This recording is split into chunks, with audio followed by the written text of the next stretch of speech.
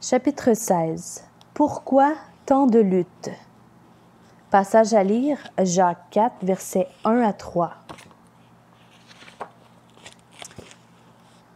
D'où viennent les luttes et d'où viennent les querelles parmi vous? N'est-ce pas de vos passions qui combattent dans vos membres? Jacques 4, verset 1. Pour conclure sa discussion sur la sagesse qui vient de Dieu, Jacques déclare que le fruit de la justice est semé dans la paix par ceux qui recherchent la paix. Verset 18. La vraie sagesse entraîne une manière calme et paisible de régler les sujets controversés.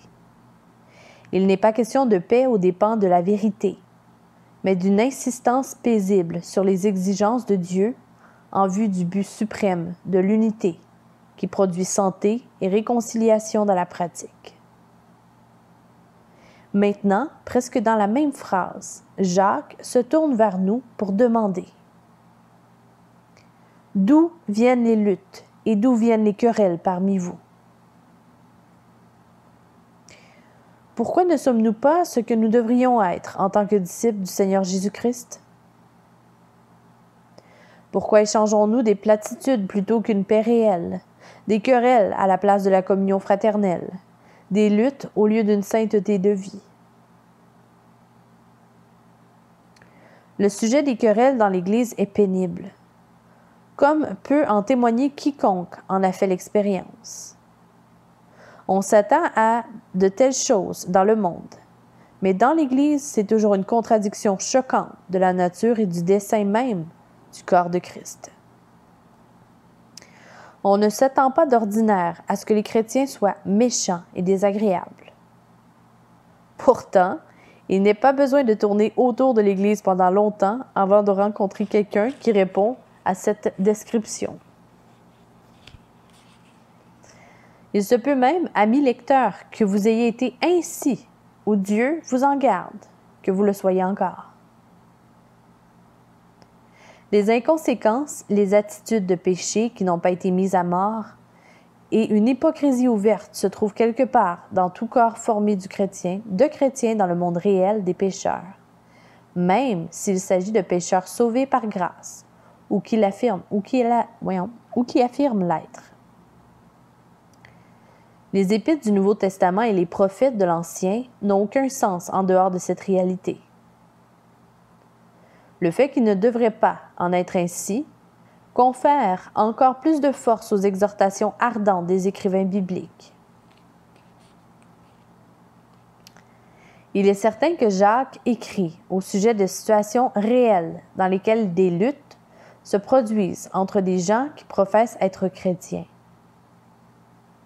Ces situations ne différaient guère dans leurs principes de celles que nous voyons et dans lesquelles, d'une manière ou d'une autre, nous sommes tous impliqués à notre époque. Ce sont des situations qui, pour se résoudre, nécessitent un brisement de cœur et une contrition d'esprit en vue de l'expérience de la vraie guérison de l'Évangile et pour le témoignage à donner à ce monde qui gît dans l'esclavage d'une lutte pécheresse sous toutes ses formes. Jacques examine l'origine des luttes, en verset 1, leur nature, en verset 2, et la réponse à leur apporter, en verset 3. Remarquons qu'il ne conclut le sujet qu'au verset 7. En ces mots, « Soumettez-vous donc à Dieu ».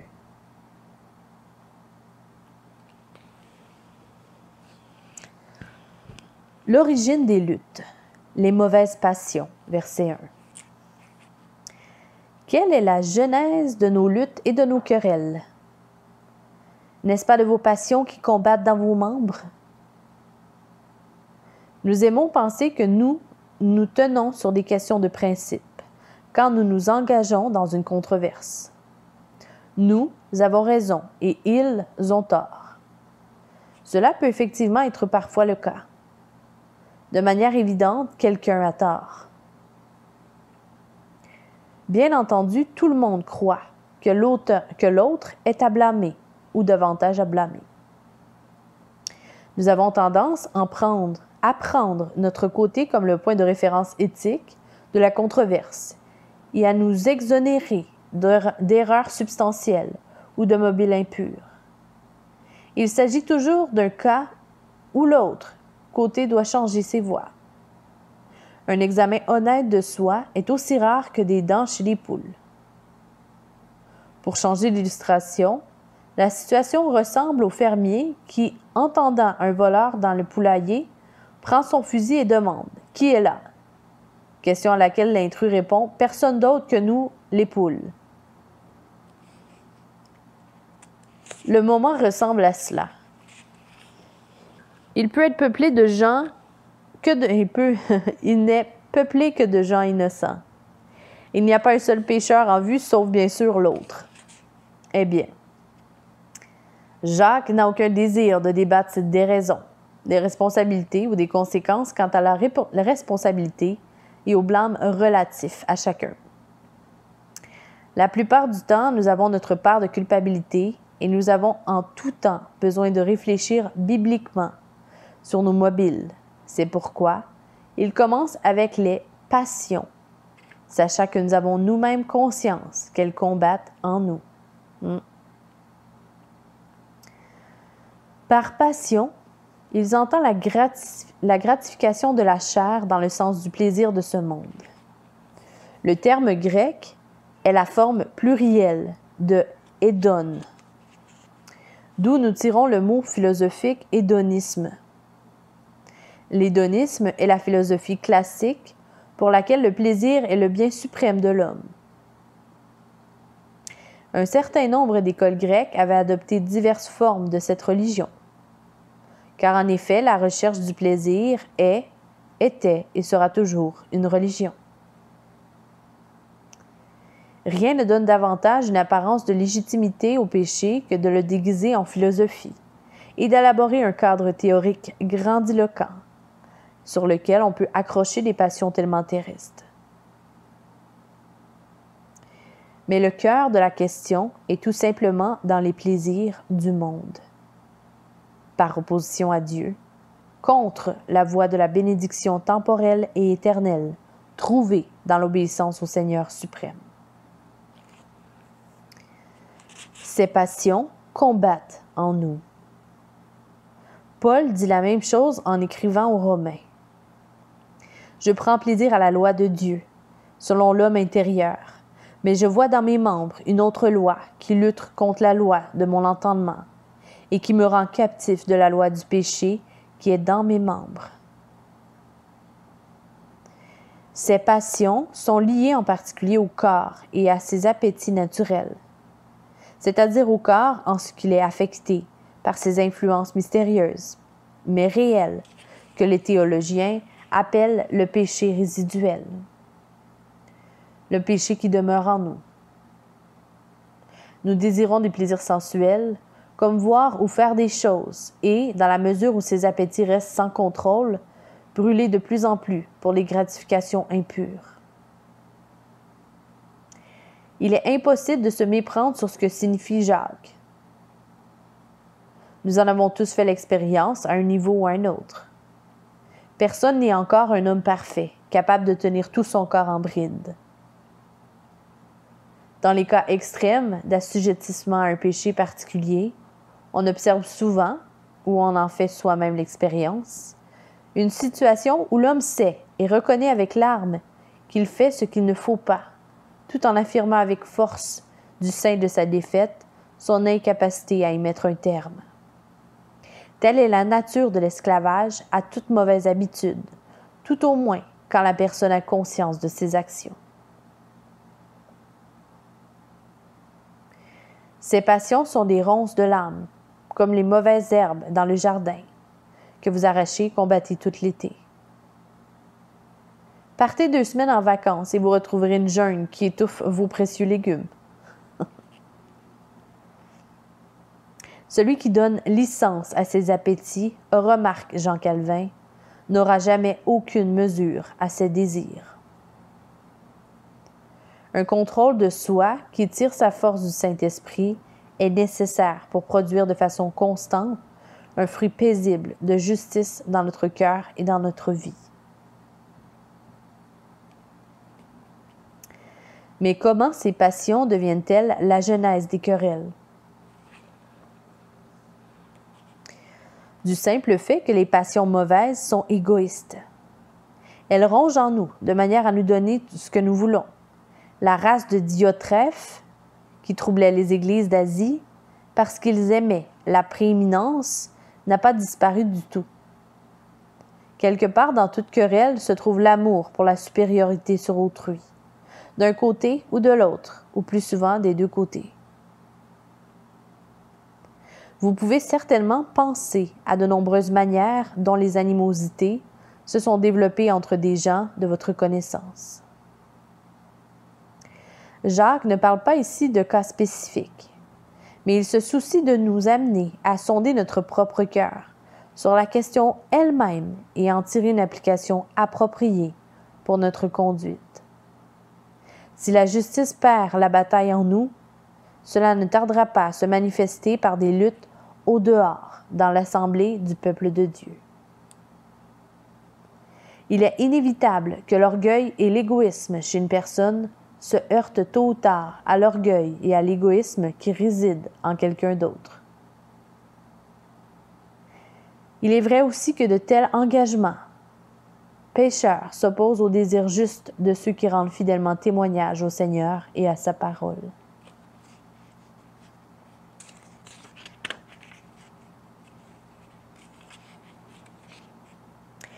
La nature des luttes, vouloir l'emporter. Verset 2. On m'a toujours dit, quand j'étais gamin, que si je voulais quelque chose, j'avais une langue pour le demander. Je ne devais pas m'attendre à recevoir quelque chose si je n'étais pas prêt à le demander moi-même. Vouloir et demander sont les deux côtés d'une même pièce. Jacques les associe, même dans le but de mettre à défi la qualité et la direction de nos désirs et de nos requêtes. Voulons-nous les bonnes choses et les voulons-nous de la bonne manière? Vous convoitez. Georges était l'image même de l'enfance rude et indisciplinée. Sa tignasse frisée et rousse allait de pair avec une personnalité extravertie et remplie de confiance en soi, alliée à une langue pressante. Il avait seulement 3 ans, mais il savait toujours ce qu'il voulait. Il ne parlait que peu de mots, mais il les faisait tous compter, et en tout premier parmi ses expressions était « je le veux aussi ». Quoique quelqu'un d'autre, surtout son frère et sa sœur, Georges en voulait aussi. Et dès cet instant, il faisait la guerre de la bouche et de la main, jusqu'à obtenir ce qu'il voulait ou être repris par la discipline de ses parents ou l'autodéfense fraternelle. « J'en veux aussi » est la racine du second problème, le plus profond de l'homme. Le premier est « je veux être mon propre Dieu ». Les hommes brûlent car ils ne possèdent pas ce qu'ils désirent. Vous convoitez et vous ne possédez pas, vous êtes meurtrier et envieux, et vous ne pouvez pas obtenir, vous avez des querelles et des luttes. Chapitre 4, verset 2. Commencer une querelle, écrit Salomon, c'est ouvrir une digue. Avant que la dispute s'anime, retire-toi. Le charbon produit un brésier et le bois du feu. Ainsi, un homme querelleur échauffe une dispute. Proverbe 17, verset 14, ainsi que Proverbe 26, verset 21. Mais éteindre les envies de l'égoïsme n'est pas naturel pour l'homme. L'égoïsme déclenchera plutôt l'escalade. Les querelles sont, au niveau local, la course aux armements international. David regarde Bathsheba avec envie et la convoitise ne tarde pas à mener à l'adultère, à la tromperie et au meurtre. Jézabel veut la vigne de Naboth. Ce dernier est donc mis à mort avec ses fils. Quand les humeurs s'échauffent et dissipent tout frein, comme c'est toujours le cas dans de telles circonstances, alors tout est possible, même les meurtres. L'Écriture déclare que celui qui hait son frère est un meurtrier. 1 Jean 3,15. La diffamation est un meurtre très réel malgré l'absence de cadavre physique. Les mots peuvent tuer et l'homme tue dans son cœur même si un poignard ne touche jamais sa main. Toute irritation ou dissentiment personnel peuvent entraîner l'attitude meurtrière dont parle l'apôtre Jean.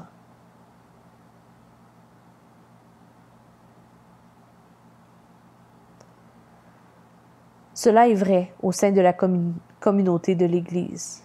Et vous savez que Satan cherche à tout faire pour briser le corps de Christ. Il faut admettre qu'il ne manque pas d'aide de notre part. Beaucoup trop d'assemblées générales, d'églises, sont pourries par la rancœur et la discorde provenant de quelque part. Les groupes d'études bibliques et les conversations personnelles deviennent si facilement l'arène où se manifeste l'esprit de parti. Comme la vérité, la parole de Dieu est le sujet au cœur de ces activités.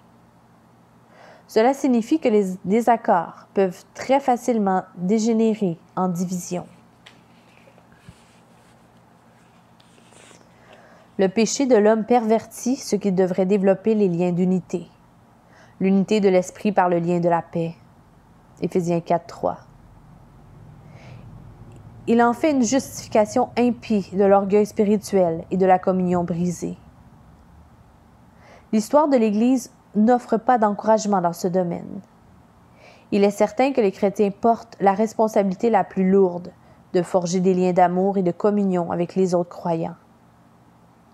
Ils ne doivent pas permettre que ces liens soient brisés par des convictions divergentes sur des points qui ne dénaturent pas un engagement chrétien authentique.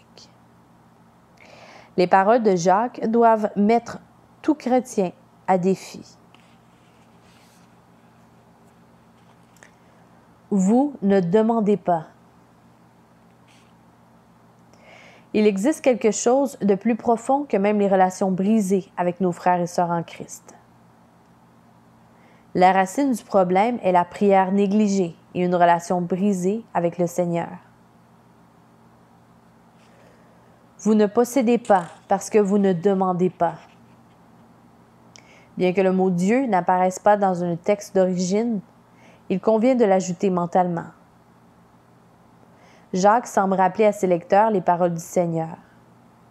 Demandez et l'on vous donnera, car quiconque demande, reçoit. Matthieu 7:7.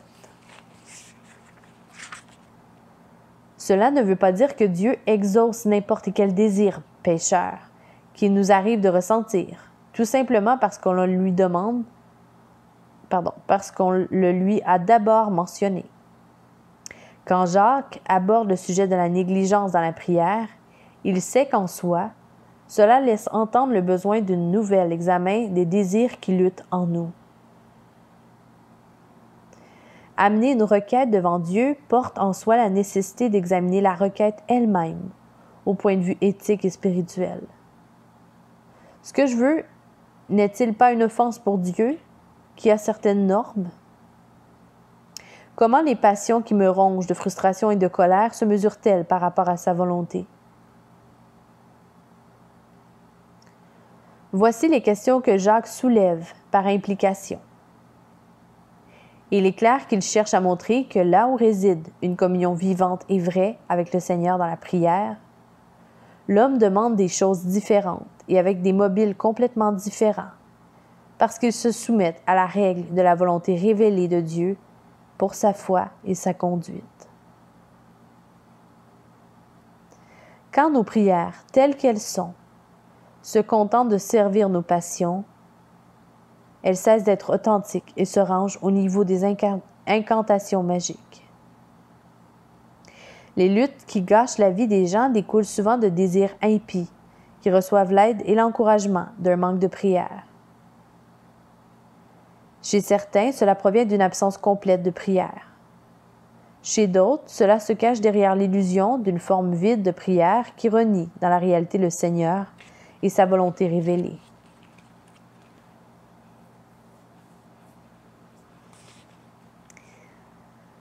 La réponse aux luttes. Verset 3. Le verset suivant confirme ce que nous venons de voir. Vous demandez et vous ne recevez pas parce que vous demandez mal dans le but de satisfaire vos passions. Remarquez que Jacques passe des querelles au problème plus fondamental, de la conformité au monde. Il anticipe la réponse, mais nous avons prié, nous avons demandé à Dieu de nous accorder ce que nous voulons. Et dit en réalité, vous n'avez pas obtenu ce que vous voulez parce que vous avez demandé sur la base de mauvais mobiles.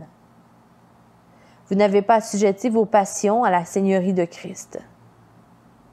C'est pour cela que le ciel est demeuré de plomb face à votre requête égoïste. Comme le psalmiste dit, « Si j'avais conçu l'iniquité dans mon cœur, le Seigneur ne m'aurait pas exaucé. » Les prières de cette sorte, dit Jean Calvin, voudraient faire de Dieu le serviteur de leurs désirs et de leur folle concupiscence. C'est un reniement de la sainteté de Dieu. Et quand nous associons ceci à tout ce que Jacques a dit au sujet des querelles et des disputes, nous voyons que les dissensions et la conformité au monde qui les soulignent donnent toujours l'indication d'une désunion avec Dieu.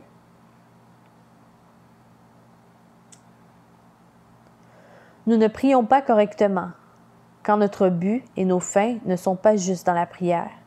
Ils ne le sont pas quand les bénédictions recherchées servent et encouragent nos convoitises. Les prières ainsi constituées ne rencontrent d'ordinaire aucun succès. Nous ne recevons pas parce que nous demandons mal. L'autre côté de la chose, positif celui-là, est que dans la vie chrétienne, une vie de prière constante et fidèle sert de grandes antidotes à l'émergence de passions mauvaises et d'un orgueil démesuré. Quand les croyants prient correctement, individuellement ou ensemble, les fenêtres des cieux s'ouvrent. Les cancers du moi et des dissensions se flétrissent sous le souffle guérisseur du Saint-Esprit. Amen. Des désirs saints sont certains d'être exaucés. Il accomplit les désirs de ceux qui le craignent et entendent leurs cris et les sauve. Tu entends les vœux de ceux qui souffrent, ô Éternel. Tu affermis leur cœur, tu prêtes l'oreille. Telle est la recette pour mettre un terme à la lutte qui commence à s'élever dans notre être intérieur. Le moyen de faire avorter les problèmes à venir. On dit souvent, en regard aux nations, tant que le chef se parle, au moins les armées ne combattent pas. Dans un sens, c'est une parabole au sujet de la prière et de son effet de guérison. Tant que nous parlons vraiment avec le Seigneur, même si nous luttons dans nos prières, aussi sûrement que Jacob combattit physiquement avec le Seigneur à Pénuel, une lutte pécheresse ne nous consumera pas et nous ne nous battrons pas avec lui. La raison pour cela est simple. C'est dans l'exercice de la prière de la foi que la communion avec le Seigneur et celle dont nous jouissons avec les frères s'approfondissent et s'affermissent. Amen. Le cliché selon lequel la famille qui prie ensemble reste ensemble résume une vérité profondément heureuse. Dans la prière d'une communauté, les vies s'ouvrent, les fardeaux se partagent, les joies et les tristesses s'épanchent devant le Seigneur, si bien qu'elles reçoivent de lui la bénédiction dont une partie consiste dans le rapprochement mutuel de nos cœurs. Avec un amour partagé en Christ, vient la victoire sur la jalousie et sur l'esprit impie de chercher son propre avantage aux dépens des autres. L'amour n'est point envieux.